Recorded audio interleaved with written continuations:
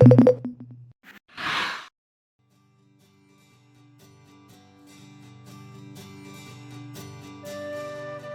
度全部100年前呢度係河嚟嘅，拍前嘅擔乜菜啊，擔出嚟呢度賣嘅喎。正式江門市嘅舊址就係三坑牙啲咁多地方，上面叫做賣雞仔。呢一個地方就係江門呢座城市嘅起點。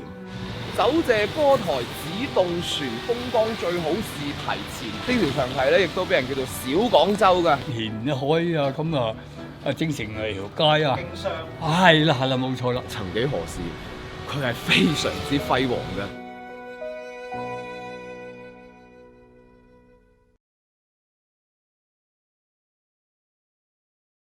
咁講起江門嘅説話，你會諗起咩咧？係赤坎嗰邊啦，亦或上下川島啊，亦或啲碉樓啊。但係今日我哋全部唔係去呢啲地方，我哋今日就喺江門嘅舊城舊區呢邊嚟到呢邊咧揾嘢食揾嘢玩。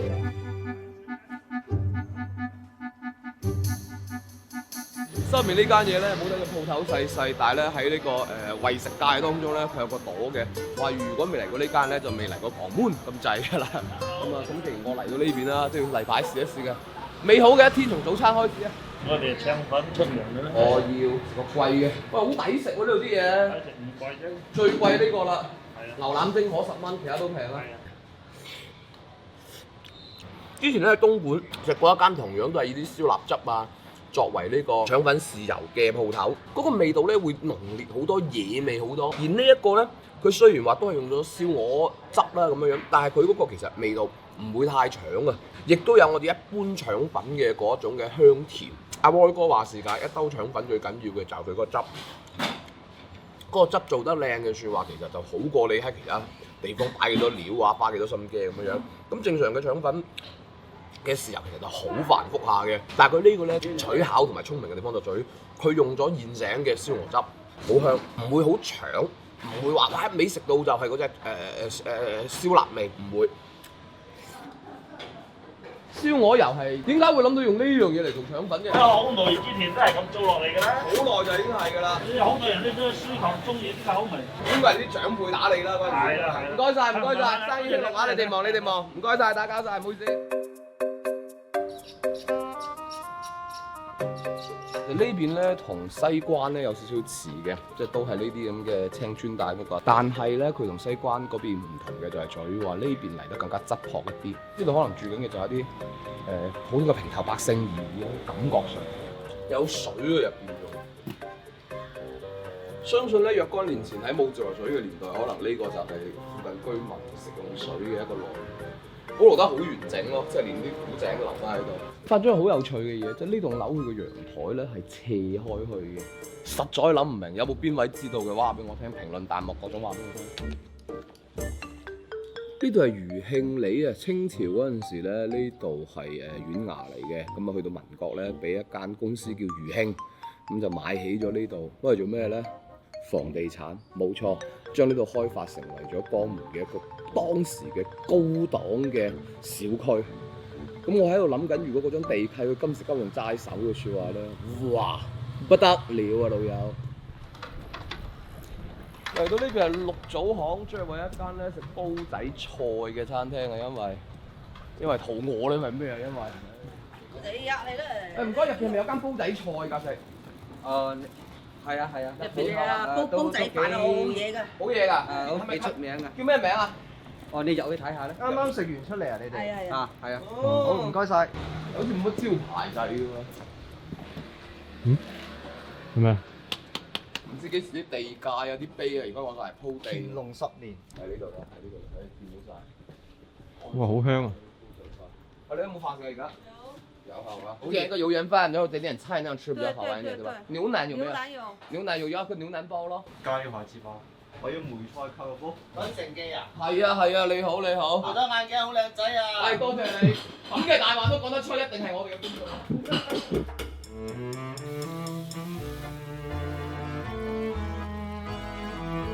各種放咗上嚟嗰陣時咧，都有佢自己獨特嘅嗰種嘅香味，嗰種嘅香味俾到你回憶啊！我哋食過呢樣嘢啊，係啦，咁食嗰樣嘢好食，即係通過味道引發回憶，回憶再刺激你嘅口腔分泌口水，呢一個過程係好有趣，因為佢真係香味行先。嚟咯喎，一個個嚟咯，好唔好啊？食雞小王子咖喱雞先啦，雞味食唔出㗎啦已經，全部俾啲咖喱咧遮掩晒，不過肉香咧講都會有下飯，好下飯。因為佢辣啲嘅説話可能會好食啲。梅菜蓋又成日食，咁但係作為煲仔菜嚟計，咁樣上咩好咧？哇！嗰啲虎皮咧炸過，跟住再攞嚟燜煮之後咧，Q 彈嘅口感好正，加埋啲脂肪一齊入嗰個咬口好靚。瘦肉食落去雖然話踩少少，但係溝埋，所以溝埋真係冇得話揀。唔知我就食呢度唔食呢度唔知唔好搞咁多嘢，一啖拍嘅時候好正，但係唔會漏，一啲都唔會。兩碗雲婆菜，蘿蔔牛腩家常經典餸啦。蘿蔔唔得個爽甜呢個我唔中意，勝在牛腩炆得夠靚，板梅一成，牛腩炆到化晒嗰啲咧，好正好靚，唔使咀嚼，唔使去咬佢，硬開佢成日講，揾條脷一頂，成個牛腩化開咗之後，跟住啲汁水炆牛腩汁水食咗落去。雖然我食蘿蔔嗰陣時咧，嫌個汁太即係重味咗啲，但係食牛腩嗰陣唔為和喎。蘿蔔雖然爭啲，但係牛腩冇得頂㗎啦。蝦醬芥蘭上台聞嘅時候超香超誘人，但係而家放凍咗之後，蝦醬嗰陣味散咗啦。但係食落口咁芥蘭咯，就係聞上去好靚，食落口爭啲喎。總體嚟講，成間鋪頭好似係一間食煲仔飯，屋企可能比較冇咁容易做到嘅嘢，但係佢每一度嘅煲仔餸嗰啲聞味咧，真係幾屋企嘅。所以你再加埋咁樣一個環境入邊食啲住家餸嘅説話，和諧晒一切咯。呢度係自己地方，呢度係我老豆的同姓兄弟。明白。喂，唔開出路口，你呢度有啲隔涉喎。唔緊要㗎，反正你哋都知有時啲嘢，其實我都冇做過推廣，只不過係舊年開始嗰時做咗一個街坊嘅免費試食之外，乜都冇做過。舊年先開嘅就呢度。係啊，開咗年零。但係名聲好高喎。冇名聲在外喎。啊，只不過就係一盒俾面 ，OK 都食得下，啊啲嘢都可以，個量都可以接受 ，OK 啦。我係按翻我自己嘅標準去做呢樣嘢。好過癮㗎，喺一間古老嘅舊屋入邊食一啲好家常嘅嘢，更加有趣嘅咧係個老細好有 point 嘅一個人啊，好有 heart 嘅一個人啊。所有嘢我話，你唔好咁做，你點解要咁做？你點解唔咁做？佢跟到尾都同我講一句，我中意。下次過嚟我請你食飯，我話唔使喎老細，我中意。啊，真係我好中意佢，我中意。走啦姨，拜拜咯，拜拜啦，打攪晒。好啊，拜拜。好。幾熱情啊！邊個話煲仔飯啲老細一定惡形惡相嘅？嘿，真係。喺呢一片嘅舊城區行下嘅時候，突然之間落雨啦，啲雨水打咗喺把遮，滴滴答答咁嘅聲咧，反而令到四周圍更加安靜。原先咧呢度咧係一片海嚟嘅，一路慢慢咧有啲淤泥啊沉積喺度啊，開咗啲船啊泊埋嚟啊做下生意啊，慢慢形成一條墟，慢慢先有江門市嘅產生。墟頂街就係江門呢座城市嘅起點。以前呢個即係呢度落去就係河邊。係啊，做晒啦。呢度河井大啊嘛，係一路賣嘢，一路都賣嘢。呢度賣菜，嗰度賣豬肉，嗰度賣雞。三萬瓦嘅老闆，佢喺呢度，老道喺呢度去鋪豪打鐵嘅，打鐵㗎，打得到㗎。咁誒後來打得個好嘢嗰門市。出世名喎，一竇好靚喎，咁出世名叫做三坑鴨啦。咁後來文革之後，呢攞佢嘅招牌叫做三坑鴨有限公司，呢個正宗三坑鴨。三坑鴨㗎啦，而家冇晒啦，冇晒拆咗。以前咧呢條街呢一帶咧，逢2、5、8都係墟嚟嘅，都有好多人喺度賣嘢。嗰啲街道名啊，佢都會按照當時嘅一個賣嘅乜嘢嚟到起名嘅。譬如講前面有賣雞地啦，我哋呢一條叫做經果街啦。下面有一條叫打鐵街啦，再行前啲嗰度咧叫做棺材街添，問你服未？好多呢啲地名去到今時今日，佢淨係留低一個名俾人攞嚟嗌而已嘅啫。佢當時攞嚟劃分銷售嘅區域嘅個作用咧，已經係冇咗㗎啦。即係民國嘅年代啲啦，好啲嗰陣時咧，人好似沙坑嚟，即係我們好沙坑填海啊咁啊。正成嚟條街啊，經商係啦冇錯啦。100個大洋可以買到嘅，買咗一件鋪啦嗰陣時。哇！100個熱大洋。啊！我哋個老豆咪喺隔離喺海平路嗰度買個鋪啦，即係行下嚟呢條路金色過嘅，得咁起度嘅。明白。嗰邊呢就賣日用品嘅。我老豆我啲外父講咧就睇住嘅建長堤，真係五羊城啊咁樣啦。五羊城咧就係嚟講咧就係得啲咁多地方嘅啫嘛，慢慢沿海嚟講有個舊愛菌嘅啫嘛，係啦。咁啊，同好多當地嘅居民溝通過啦。咁一開始呢度咧就係一個墟鎮咁樣嘅啫，慢慢咧就越變越大啦，越嚟越多人過嚟呢邊做生意啦，令到江門咧從一個最初係一個農耕嘅地方嚟嘅，變成咗而家一個咁有濃郁商業味道嘅所在啦。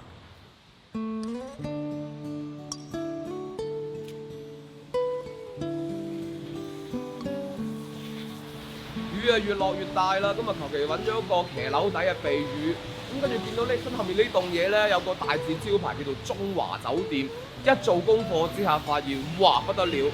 原來呢間嘢咧係全江門號稱係第一代或者叫第一間嘅酒店嚟㗎啦，但係就好似我哋啱先喺咩賣雞地嗰邊一樣啦咁。係啊，可能個名仲喺度，但係已經冇晒當年嘅東西啦。而家就變咗一間精緻酒店，都係住宿，但係可能已經冇晒嗰陣時嘅文味啦。剩翻嘅就係門口一個大招牌。幾食咩師傅？有對面啊？係啊。哦，哇，係。華記湯寶4位啊，唔該。好啊。後邊有鹽台，後邊有房間，喺邊度？我哋4個人，係咯，嗰度咯。嗱，明顯就係嗰啲舊古老大屋嗰啲鋼籠門嗰啲見到晒啦，入門口嗰陣時，舊屋改造。今日食嘅呢幾餐飯咧，好得意㗎。基本上咧，全部都係啲舊屋啊、舊房入邊。啱先中午食嗰餐煲仔飯、煲仔餸已經係啦，你睇呢間又係嘅，一睇上去十足十。我哋嗰陣時同阿大大喺嗰個邊度啊？聚龍村住嗰度咧，就係咁樣樣㗎啦。都有好久嘅歷史啦，已經。係你屋企定係點樣樣？係你啲祖業會唔會啊？唔係，我哋祖業係呢度本地嘅居民嚟嘅。我哋呢邊係我哋就出咗，佢哋出咗俾我哋，就攞嚟做餐飲用。點解會諗到話將一間呢啲古老大屋將佢即係咁翻新落嚟作為餐廳？因為比較有嗰個懷舊特色咯。而家好多年輕人一出世嘅話，就喺好多高樓大廈度，就好少會有啲咁嘅舊建築，有種懷舊嘅風情。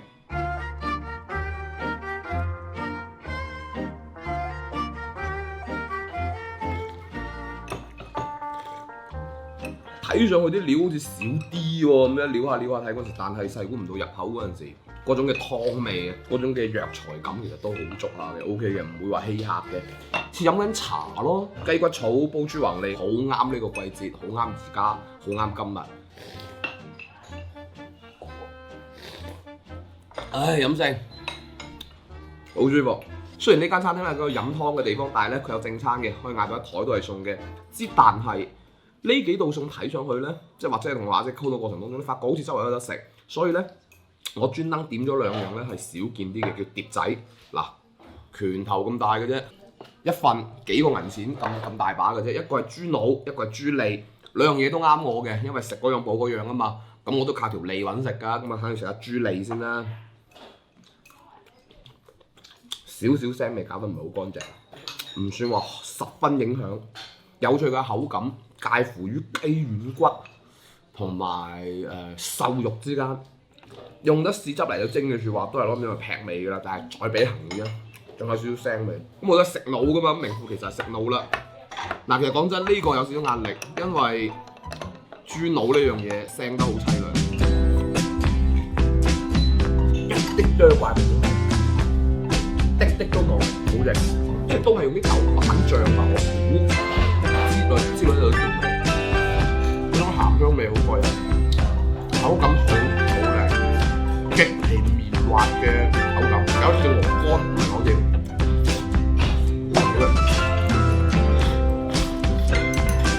呢個係我食到最好食嘅豬腦。嗱，之所以唔喺呢啲嘅正餐度咧。好似呢一邊豬腦咁樣，食豬腦已經少啦，可以做到咁好味。